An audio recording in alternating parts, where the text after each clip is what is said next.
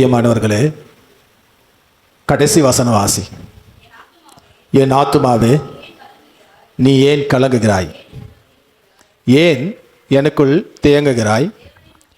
தேவனை நோக்கி காத்திரு, என் முகத்துக்கு ரட்சிப்பும் என் தேவனாய் இருக்கிறவரை நான் இன்னும் துதிப்பேன். கர்த்தருக்கு பிரியமானவர்களே, அழுது கொண்டிருக்கின்ற ஆத்மாவை பார்த்து இந்த மனுஷன் சொல்றார், அதுக்கு என்ன கவலை? உனக்கு எனக்கு தானே கவலை இருந்திருக்கணும், அழுது இருக்கணும். ஆனால் ஆத்மா அழுதாம்மா, கவலைப்படாதன்றான். என் ஆண்டவர் இருக்கிறார், தேற்றுவார், ஆற்றுவார். நான் எந்த தருணத்தில் இருந்தும் தெரியுமா உனக்கு?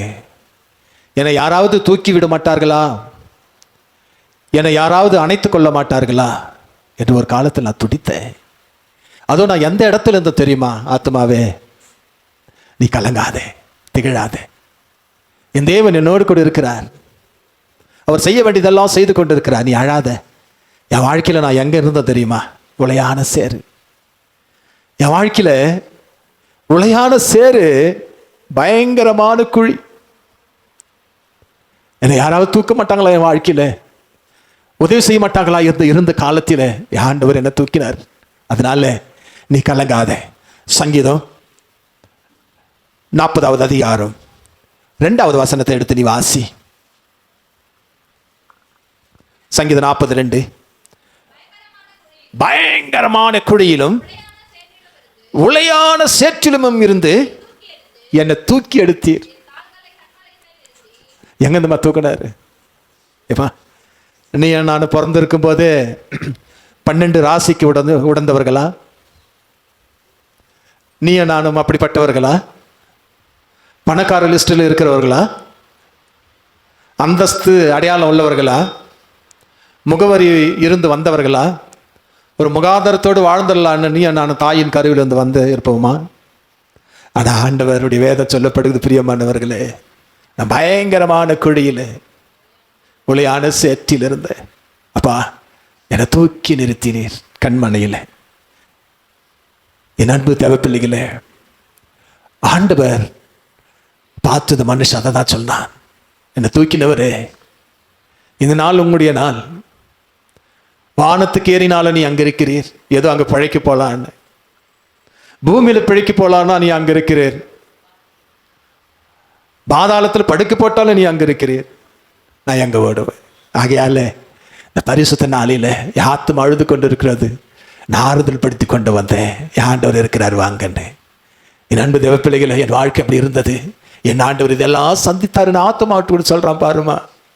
என் அன்பு தேவப்பிள்ளைகளை அடுத்து சொல்றான், சங்கீதம் 69வது அதிகாரம் 2வது வசனத்தை எடுத்து வாசிப்பை என்று சொன்னால், ஆழமான உளை எப்படி இருந்தானா? ஆழமான உளையில் அமர்ந்திருந்தேன், நிக்க நிலை இல்லை. என் ஆண்டவர் பார்த்து சொல்றான், என் அன்பு தேவ பிள்ளைகளே, ஆழமான உலை. உலை என்னம்மா? உலை என்ன? சேர். சிக்கிட்ட தூக்க முடியாது, சிக்கிட்டா தூக்க முடியாது. எழுந்துக்கலான்னு பாப்ப, கீழே தான் போயிட்டுவேன். அவன் வாழ்க்கை எப்படி இருந்தது தப்பாரு? என் அன்பு தேவ உளையோட சேற்றில் இருந்து அமர்ந்திருந்தேன் என்ற ஆண்டவர் சொல்றாரு. வேதம் சொல்லப்படுகிறது, நிற்க நிலை இல்லை. நமக்கு அப்படிதானம்மா? என் அன்பு தேவ பிள்ளைகளே, வேதத்தின் நாயகன் இப்படி சொல்றார், ஒரு சின்ன குடிசை போட்டு இருந்திருப்போம். ஒரு ஆடு வளர்க்க முடியாது, ஒரு மாடு வளர்க்க முடியாது, என் அன்பு தேவ ஒரு கோழி வளர்க்க முடியாது. நிற்கிறதுக்கு நிலை இல்லைம்மா, ஒதுக்கிறதுக்கு நிழல் இல்லை, நிழல் இல்லை என்றுவார்கள். என் அன்பு தேவ பிள்ளைகளே, ஆண்டவர் இவனை சந்தித்து இவனுக்கு கொடுக்க வேண்டிய ஆசீர்வாதத்தை சொல்ற பாரு. நீ ஏன் கலங்குற? என்ன வந்தது இந்த பூமியில? நீ என்ன கொண்டு வந்தா? ஆண்டவர் உன் ஆத்துமாவை ஆசீர்வதிப்பார் என்று சொல்ற பாரு.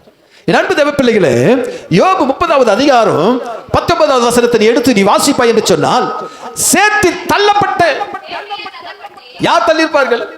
அவனை இப்ப விழுந்திருப்பானா? கண்ணு இல்லையா அவனுக்கு? என் அன்பு தேவ பிள்ளைகளே, என்னை தள்ளிட்டார்கள் சேத்துல. செத்து போ, அமர்ந்து போ, நான் மாத்திரம்தான் வாழணும். எப்படிவா? நான் மாத்திரம்தான் இந்த பூமியில் வாழணும். சேத்துல தள்ளப்பட்டார்கள். இந்த மாதிரி வார்த்தை, நான் மட்டும்தான் ஜீவிக்கணும். என் அன்பு தேவ பிள்ளைகளே, சேற்றில் தள்ளப்பட்டேன், தூளுக்கும் சாம்பலுக்கும் ஒப்பான செத்து போன பணம் போல இருந்த. அவன் சொல்றா பாரு, என் அன்பு யோபு சொல்றாரு பாரு, சேற்றில் தள்ளப்பட்ட ஆண்டவரே, தூளுக்கும் சாம்பலுக்கும் ஒப்பான. என் அன்பு தேவ பிள்ளைகளே, வேதத்தின் நாயகன் உன்னை என்னை தேற்றி. இப்படிதான் நம்முடைய வாழ்க்கை இருந்தது. யாரெல்லாம் ஒத்துக்கிற? ஒத்துக்கிறவங்களெல்லாம் ஒரு அல்லேலியா சொல்லுங்களே. Praise Lord. கர்த்தருக்கு பிரியமானவர்களே, தேவன் இப்படி சொல்லப்படுகின்றார். இப்படிதான் இருந்தோம்.